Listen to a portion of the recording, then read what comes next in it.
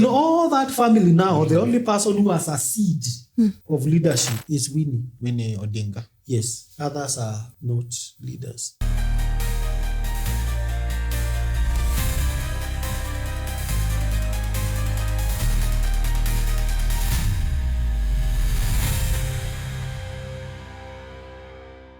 Hello and welcome to Political Oracle. This is a segment of the Talk Chat podcast. So with me today, I have Dr. Michael Ndonye and Jody Ibrahim. Yes. You're welcome. Thank you, Bella. Okay. So today's topic, you're going to discuss Raila's dynasty. So, Daktari, how do you think Raila's family has shaped the politics of Kenya? Okay, thank you. I think we've said we are talking about the dynasty. Yes. And also how Raila's family is part of what we call dynasty has shaped the politics in Kenya. Knowing, of course, we do not call it Raila Odinga family.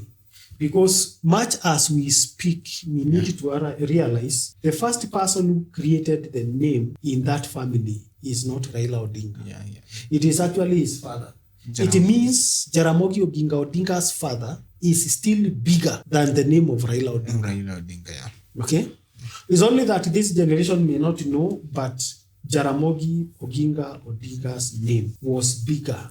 And it went to higher heights than the name of Raila Odinga. So when we talk of dynasties, we need to understand what does that mean. Because dynasties are usually created through power, through resources, and of course through influence. I usually say in democracies, leadership is not necessarily made to some extent. To a large extent, leaders are born. And to a large extent, leadership is in the DNA. I know there are people who will be against that line of thinking. But there are families who are known to produce leaders, not only in Kenya, but across all civilizations. However, remember, the argument of what we call democracy is that the dynastic narrative denies other people opportunities and chances also to be leaders. And according to them, leadership and what we call the position of power should be accessible both by the noble and by the servant. And it can never happen. It happens because that is the meaning of democratizing. But even given that particular situation, whenever a slave rises to the throne, their next move is usually to create power structure and to usher themselves into their royal family or what we call nobility. And you find, because of that, they start creating dynasties. So it is not something that people should think that it is easier to dispel, to talk about dynasties. Because dynasties are created by human beings. And people have the tendency of crowning one particular person and their seed, let me call it that, their children, to give them a name and to establish them as people they would want to emulate. So dynasties are paragons. They are models on which we should create situations. And I will give you an example. Even in the current situation, Gen Zs, you have people you call models. Now they are not called models, they are called celebrities. How many of you have noted that the child of a celebrity is a celebrity? Automatic. Why? Because his father is a celebrity. The child of a celebrity is a celebrity. That means a child born in the family of leadership is a leader. You get? And that is how dynasties are created. That is why you will see, for example, I don't know which celebrities do you know have children. Cristiano Ronaldo and the Cristiano Ronaldo Jr. But now the junior is known more than other juniors born in Kibra. You get? He's very famous. Why is he famous? What has he done? But I will tell you, if Ronaldo Jr. starts playing football, it will be very easy for him to be enrolled, you get, in a big club. I think he plays in a very big club. Courtesy of his father. Yeah. It will not take him the effort that his father took maybe to rise up. To rise up, yeah. It is the same thing in leadership. How many celebrities do we know and they have children who have more followers than other people? Some even are only newborns. Yeah, some are just newborns and they are becoming celebrities. Now, that is how dynasties are created, also in politics. Because what we call celebrities in entertainment, when it comes to politics, they are dynasties. Dynasties, yeah. So dynasties are political celebs, in short, and they belong to a family, such that it was easier for Uhuru Kenyatta to become president. Than any other person, because he came from a Kenyatta family, which is a political celebrated family, a dynasty. And that is how the world is usually organized. So even when we talk of dynasties, we are not talking about negative things. We are talking about normal things that the political conservatives try to vilify, but it is not supposed to be like that.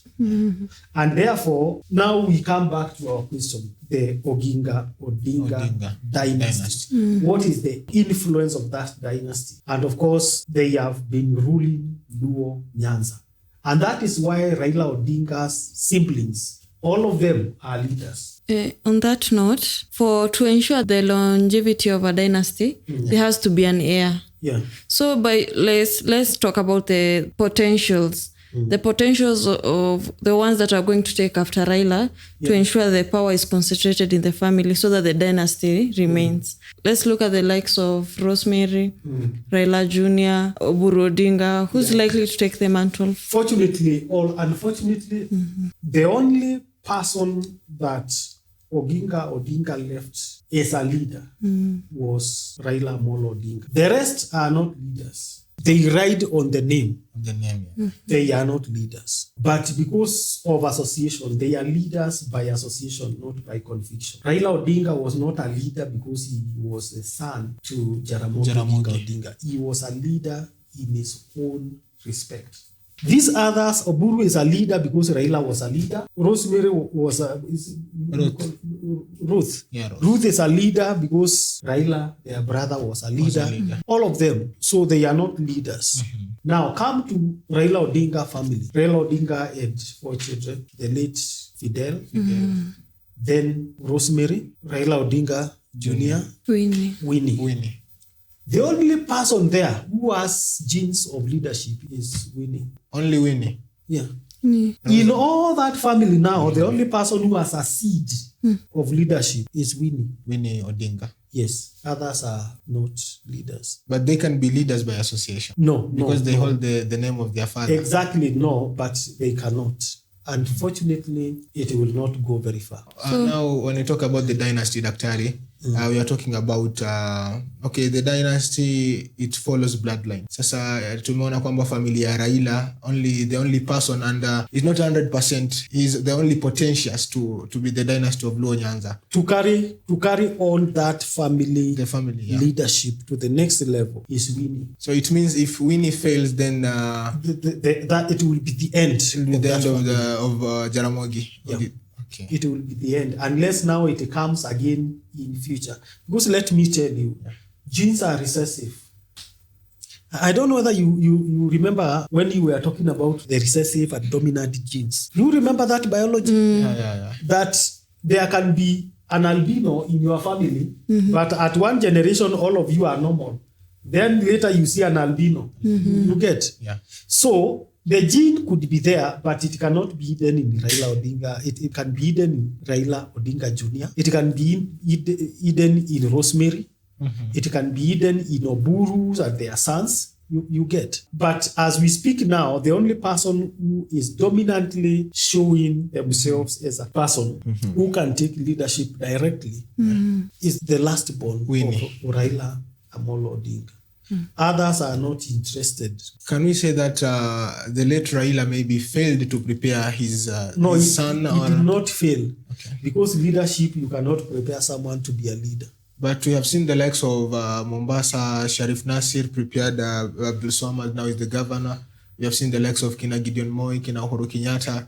I think they followed the route of their father, and their fathers trimmed them to be leaders. No, you don't train them. You let them be. And because they have the power to become, you let them now appropriate that power and create themselves. Remember, to have a big name means you have the power to become. That does not mean you become. It means you put yourself effort and raise yourself as a leader. I can tell you, Jomo Kenyatta had many children, not only Uhuru Kenyatta. Where are the others? Daniel Arap Moi had many children. Why Gideon? You get?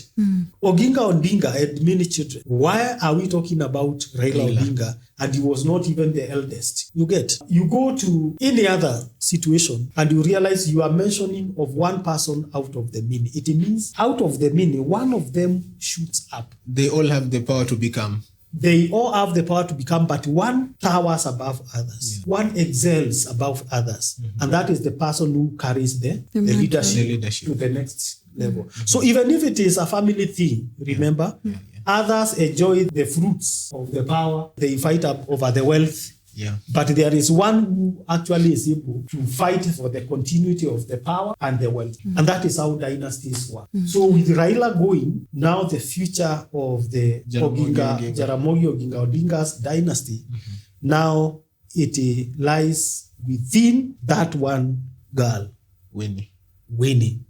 It's like when you talk about Nasir, Abdul Swamad was not the only son and child to Nasir. Do we know others? I don't think he is the firstborn. So there is always a seed, someone remaining in that generation to move the leadership forward. The generation of Raila Amolo Odinga or the legacy and the dynasty of Jaramogi, haiwezi kujionesha sahi, but maybe the other in the future, you can even stay for another 20 years and then you see a Jaramogi Oginga Odinga great grandchildren come out and demonstrate leadership. Okay, the family of Jaramogi Oginga Odinga, their political power is mostly concentrated in Nyanza. It is a regional power base. Do they hold the ability to rise to national appeal? Okay, because remember when we talk of dynasties, they are regional. One, dynasties belongs to nations, because we need also to define what is a nation. Politically, a nation is a tribe. Politically. In fact, Kenya is not a nation. Kenya is a lie. There is nothing like nationalism in Kenya. Kenya is not a nation. Kenya is a country made up of many nations. So we have the Luhya nation, the Luo nation, the Kamba nation, Kalenjin nation, the Kikuyu nation. Those are nations. Nations are identified by language, identity, and shared culture. So when we say Kenya is a nation, it is not. Kenya is not a nation. At the national anthem. So you are telling us we are singing national anthem. We are singing it in Kiswahili. That is Giriama language and Kiswahili, watu wa Swahili. So can it be sung in Kikuyu language? As long as we don't have a shared language, we are not a nation. So, and do you think Kenya, now with the passing of Raila, do you think Kenyans are ready to go beyond dynastic politics? No, they can't. They can't. Not about Kenya, it's about human beings. Human beings, hata wewe. I know, Bella, you will be waiting to go back and say, Simba Arati. Utaenda huko kusema Kalonzo. Why? Yani, kuna something in the spirit of human being that hungers for identity. Even Jesus himself, he was a Jew, okay? And he would identify with where he comes from. First, where he was born, in Bethlehem. Where did he grow up? In Nazareth. So alikuwa anaitwa Jesus of Nazareth. He was not born in Nazareth, but he could identify himself with that place where he grew up. Okay? So, even myself, when I say, where do you come from? I will not say I come from Rift Valley. I will say I come from Embu. Embu is where I come from. And that identity is very important. So I am interested, as much as I'm interested in politics at national level, I'm interested in who is my governor at home. Human being cannot be alienated. Their desire to identify with something. You get? It's just like if here we start even splitting ourselves here, you will find yourself, you will want to identify with the human being here who is closest to you. And then you find all women there. Not even now, you not even talk about tribe. All men upandei and women upandei. That's a categorization that usually happens. So when it comes to politics, it's like that. You cannot divorce people from their region The region. and identity. Dynasties belongs to nations. Before you speak to the former nation, and that is why Raila Odinga, what used to happen is that even going towards elections, he would not stand alone. He would pick a Kamba person, someone from Mombasa, another one from Luya. They negotiate. Yeah. And he says, sasa muni support ni mimi niko na support. I have more power to become than you, and therefore high chances of me delivering victory. But you cannot stand alone and say, now I am a Luo and therefore wengine munichague. No, ataambiwa no, we have to have an argument. Only in Nyanza he can be chosen. Only in Nyanza. Yeah, in Nyanza he can be elected 100%. But what about these other places? Nation are basically tribes. Yeah. I have one of my friends trying to become a women rep in Kilifi County. Na he's a Bajuni. And the Kilifi County is for Giriamas. Yes, now they start actually now. So there's a big problem. Yes. And in fact, even if you go among the Bajuni, you will be surprised that among the Bajuni, there are other these clans. There is also a dominant clan in that Bajuni. So you may think Raila is a leader of Luo. You may think Luo is just a common one thing until you are told there are four Luos. Luo. The Joka Joka Amolo, Joka Wino, Wino, Abasuba. All the jokers, you realize now from which joker did Raila come from? So all those things are there. They cannot traverse beyond their tribe. Charity begins at home. Charity politics. begins at home. Yeah. And I remember we have been advising some politicians, even when you are looking to be endorsed at national level, begin in your family. Because I remember there was a time someone was wanted to be president in this country, and he entered into voting booth, polling station with his wife and his children. And in that particular station, he got one vote. It means even his children and his wife never voted for him. Then how do you expect us to vote for you? If your wife and your children cannot vote. So charity begins at home. It begins at home. Okay, and as we wind up, what are the possible challenges that the Odinga family is likely to face in their quest to maintain their power and dynasty? Okay. There is one challenge that the Odinga family are going to face. One, they have built their power and influence through opposition politics. I don't think they will sustain their power and influence through opposition politics. So that balance. So they have to learn to come up with a strategy how to balance between that. They will not sustain their political influence through opposition. So they should get a plan B as early as possible? Yes, they need to find themselves a different approach. Yeah. Okay, thank you, Daktari, for your insights. Jodia, thank you for being with us. And for our viewers, thank you for watching. If you are new here, kindly consider subscribing. And for our returning subscribers, feel appreciated. Thank you. Bye-bye.